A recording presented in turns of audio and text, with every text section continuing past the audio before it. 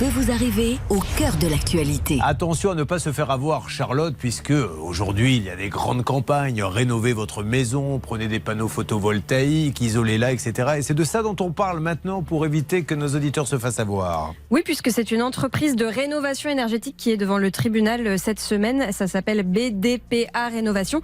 Et ils sont accusés d'avoir arnaqué au moins 200 personnes sur des travaux de rénovation énergétique, principalement des personnes âgées, pour un préjudice total d'à peu près 2 millions d'euros. Maître Jean-Vallière-Vialex, bonjour. Oui, bonjour monsieur. Avocat au barreau de Limoges, vous défendez les victimes. Alors c'était 109 tout à l'heure, on est passé à 140 visiblement. Alors, on est comme à la bourse, là, ça monte, ça descend. On est à combien exactement ?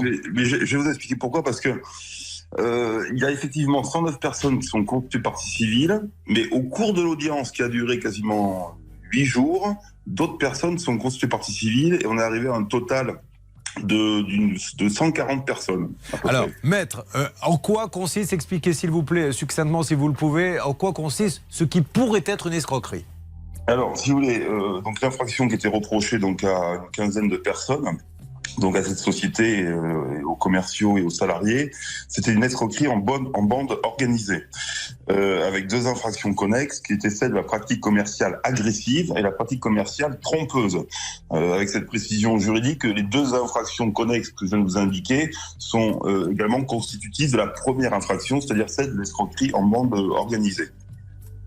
Donc en gros, si vous voulez, les personnes de la société se présentaient sous une fausse qualité afin de mentir sur leurs intentions commerciales. Alors par exemple, un exemple pour que tout le monde comprenne bien, qu'est-ce qu'il faisait ? J'ai entendu on va prendre des milliers d'euros en restant à peine 2 heures sur le chantier. Alors moi je suis intervenu pour une personne, ouais, donc qui a été victime, et effectivement les travaux ont duré une demi-journée pour un coût total de 16 000 euros. 16 000 euros pour une demi-journée, qu'est-ce qu'ils ont fait en une demi-journée ? Des travaux de toiture que ma cliente n'avait pas acceptés. Ils sont venus de façon forcée, ont réalisé les travaux alors même qu'aucun devis n'avait été signé. Nous avons dans le dossier qu'un seul bon de commande avec des mentions totalement illégales.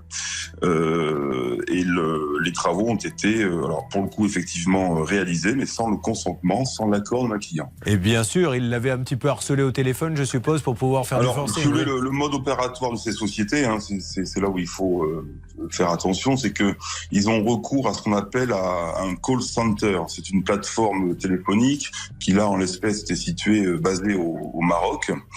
Et cette plateforme dispose d'un fichier qui, généralement, cible des personnes, on va dire, vulnérables, en tout cas relativement âgées, avec une moyenne d'à peu près de plus de 80 ans. Très bien, merci maître. Charlotte ? J'ai lu dans les comptes rendus du procès que certains étaient même allés jusqu'à uriner dans les combles d'une personne âgée pour lui faire croire qu'il y avait une fuite d'eau. Donc vous voyez le genre de stratagème qu'ils mettaient en place. Donc il faut maintenant être très vigilant et prévenir, notamment vous qui êtes les enfants, les petits-enfants, les personnes âgées. Si tu reçois un coup de fil où l'on te dit il faut faire des travaux, madame, il se passe des choses, appelle-moi tout de suite et je prendrai la décision. Donc le jugement, on le connaîtra très prochainement. On va remercier Jean-Vallière-Vialex qui est avocat au barreau de Limoges, qui défendait une des victimes. Et merci de nous avoir alertés sur cette escroquerie.